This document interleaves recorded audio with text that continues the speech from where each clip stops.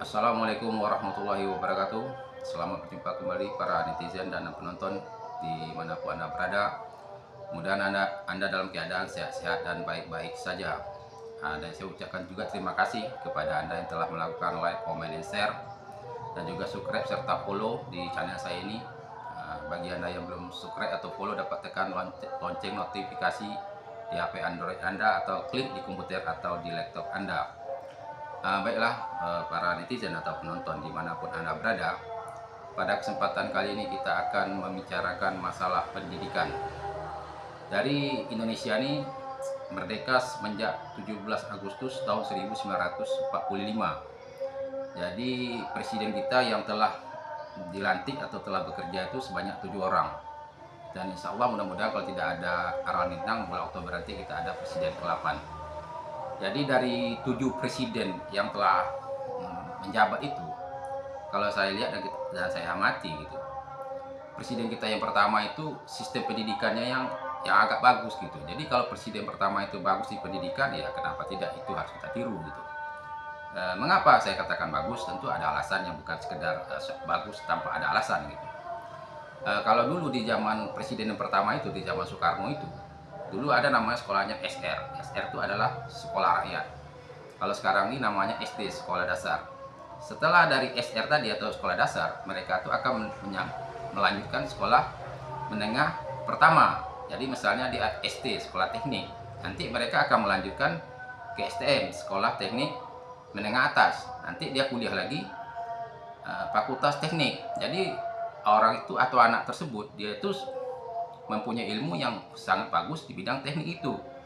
Umurnya 12 tahun, 13 tahun itu mereka belajar 10 tahun masalah teknik aja. Jadi tentu dia tuh mempunyai ilmu yang mumpuni. Dan ilmu yang mumpuni tentu bisa untuk meraih prestasi dan bisa mendapat lapangan pekerjaan, ataupun dia bisa bikin lapangan pekerjaan sendiri. Nah ini yang terjadi sekarang ini. Sekarang kan masalahnya sudah pasar bebas, sudah global. Jadi kita harus bisa bersaing, bukan hanya sesama orang Indonesia, harus bisa bersaing juga dengan orang luar negeri. Karena kita di Indonesia ini bisa bekerja di Amerika, begitu juga orang Amerika bisa kerja di Indonesia. Ya, apalagi sekarang dengan zaman internet ini. Jadi tidak ada alasan untuk kita kalah bersaing dengan orang-orang lain. Cuma kebijakan pemerintah perlu juga gitu supaya masyarakat ini bisa menentukan arah. Kalau kita lihat orang Indonesia ini pada tahun 2024 ini, itu menurut data masih 70% daripada mahasiswa-mahasiswa Indonesia itu salah jurusan. Jadi kalau sudah salah jurusan, maka dia itu tidak begitu menguasai ilmunya. Jadi nanti setelah tamat kuliah, dia sulit untuk bersaing karena dia tidak berada di pada ilmu yang satu. Ilmu itu berpindah-pindah. Misalnya di sekolah tingkat atas dia ilmunya A, nanti pas kuliah dia ilmunya B, pas bekerja dia dapat di bidang ilmu C.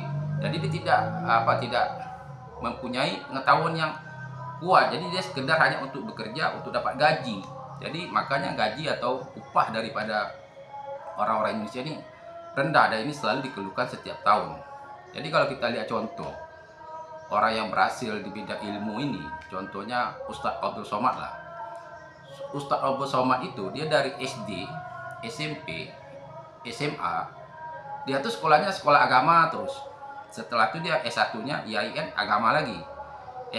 Nanti S2-nya di Mesir agama lagi. Nanti sekolah S3 di Sudan agama lagi. Profesornya pun di bidang agama. Jadi dia itu salah satu yang perlu kita contoh. Contoh dari kata dia tuh konsisten pada suatu bidang ilmu. Ilmu dia tuh di bidang agama tetapi meluas, tetapi tinggi gitu. Kalau sekarang kita kan tidak, ilmu kita banyak tapi tidak tinggi, cuma meluas. Nah, jadi sekarang yang dibutuhkan di lapangan pekerjaan itu, karena persaingan kita di makin hari makin padat atau meningkat atau makin sengit gitu, maka ilmu pengetahuan kita tuh harus tinggi gitu supaya bisa bersaing bukan hanya sesama kita bangsa Indonesia aja, tapi kita harus bisa juga bersaing dengan orang-orang luar. Karena sekarang dunia tanpa batas, tanpa wilayah lagi. Seperti saya katakan tadi, orang Indonesia bisa bekerja di Amerika, orang Amerika bisa bekerja di Indonesia. Dan kita untuk bekerja di Amerika pun tidak perlu pergi ke Amerika, cukup tinggal di rumah. Karena apa? Sekarang ada internet, ada bisa bekerja di Microsoft, bisa bekerja di YouTube, bisa bekerja di Facebook, di mana-mana. Nah, jadi ini harus kita perhatikan.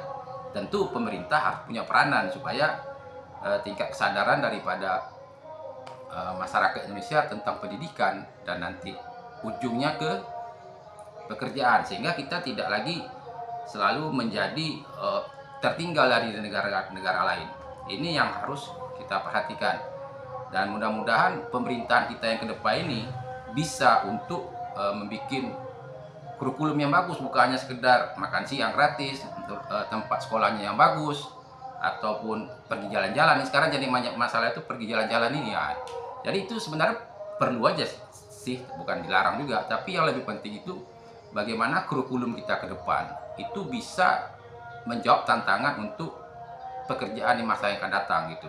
Jadi kalau saya perhatikan, maka kita bisa merujuk kembali kepada era Presiden Soekarno atau presiden kita yang pertama untuk masalah pendidikan, karena setiap presiden itu pasti ada baiknya dan ada buruknya. Jadi kita ambil yang buruknya, yang baiknya, kita ambil yang baiknya.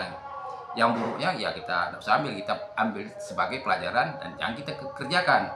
Ini yang harus kita cermati dan harus kita kerjakan gitu. Jadi mudah-mudahan ke depan kita Indonesia ini jangan lagi salah jurusan, jangan lagi salah mengambil program gitu, karena salah jurusan ini membuat kita salah nanti di masa depan. Itu yang kita bicarakan pada hari ini, masalah pendidikan bagi teman-teman, bagi rekan-rekan, bagi anak, yang terutama untuk anak-anak yang masih sekolah, untuk jangan salah jurusan gitu. Tetap jurusannya itu sesuai dengan hobi, dengan bakat, dan direstui orang tua. Ini perlu nih, karena Ustaz Somad itu seperti itu, dia tuh bukannya hobi dan berbakat di sana, dan restu orang tua dia juga. Jadi kadang-kadang ini masalahnya banyak seperti itu. Anak yang berbakatnya di sini, orang tuanya tak restu gitu. Jadi antara orang tua dan anak ini harus sinkron juga dan didukung oleh pemerintah yang bikin kebijakan. Maka insya Allah mudah-mudahan ke depan banyak pekerja-pekerja Indonesia ini bisa bekerja di perusahaan-perusahaan yang besar gitu. Untuk setakat ini itu yang dapat saya sampaikan. Kalau ada Anda yang kurang sependapat atau kurang setuju gitu, nanti Anda bisa bicara nanti di kolom komentar. Akhirul kalam, assalamualaikum warahmatullahi wabarakatuh.